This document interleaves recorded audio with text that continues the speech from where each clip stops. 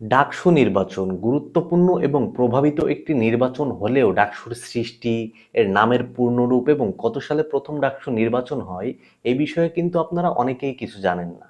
চলেন সেই বিষয়ে আজকের ভিডিওতে জানা যাক। ঢাকা বিশ্ববিদ্যালয় কেন্দ্রীয় ছাত্র সংসদ, যা ডাকসু নামে পরিচিত, এটি ১৯২৩ থেকে ২৪ শিক্ষাবর্ষে ঢাকা বিশ্ববিদ্যালয় ছাত্র সংসদ নামে প্রতিষ্ঠিত হয়। তখন এর সংক্ষিপ্ত নাম ছিল ডসু। পরবর্তীতে ১৯৫৩ সালে গঠনতন্ত্র সংশোধনের মাধ্যমে পূর্ব নাম পরিবর্তন করে বর্তমান নাম ঢাকা বিশ্ববিদ্যালয় কেন্দ্রীয় ছাত্র সংসদ ওরফে ডাকসু হিসেবে কিন্তু রাখা হয়। প্রতিষ্ঠাকালীন সময় থেকেই বাংলাদেশের সামগ্রিক ইতিহাসে গুরুত্বপূর্ণ ভূমিকা পালন করেছে এই ছাত্র সংসদ। ৫২-র ভাষা আন্দোলন, ৬২-এর শিক্ষা আন্দোলন এবং ৭১-এর মহান মুক্তিযুদ্ধে গুরুত্বপূর্ণ ভূমিকা এবং ব্যাপক সংগ্রাম করেছে ডাকসু।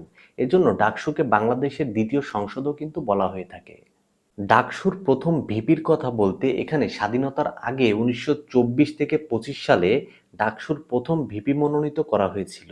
১৯৫৩ সালে সাধারণ শিক্ষার্থীদের অংশগ্রহণে বিশ্ববিদ্যালয়ের ইতিহাসে ডাকসুর প্রথম নির্বাচন অনুষ্ঠিত হয়। ডাকসুর প্রথম নির্বাচনে ভিপি হিসাবে নির্বাচিত হন এস এ বারী এবং জিএস হিসাবে নির্বাচিত হন জুলমত আলী খান। এবং ১৯৭২ সালে বাংলাদেশ স্বাধীন হওয়ার পরে ডাকসুর নির্বাচনে প্রথম ভিপি নির্বাচিত হন বাংলাদেশ ছাত্র ইউনিয়ন থেকে মুজাহিদুল ইসলাম সেলিম এবং সাধারণ সম্পাদক নির্বাচিত হন মাহবুবুর জামান।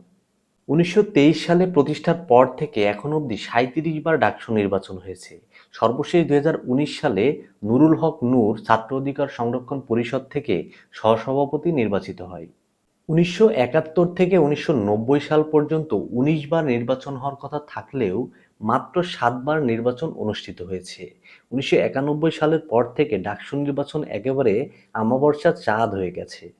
সারা দেশে এবং দেশের বাইরে কিন্তু এখন এই ডাকসু নির্বাচন ২০২৫ নিয়ে যত আলোচনা, নির্বাচনও কিন্তু হয়ে গেল। এই হলো ডাকসুর ইতিহাস। ভিডিওটি ভালো লাগলে অবশ্যই শেয়ার করবেন।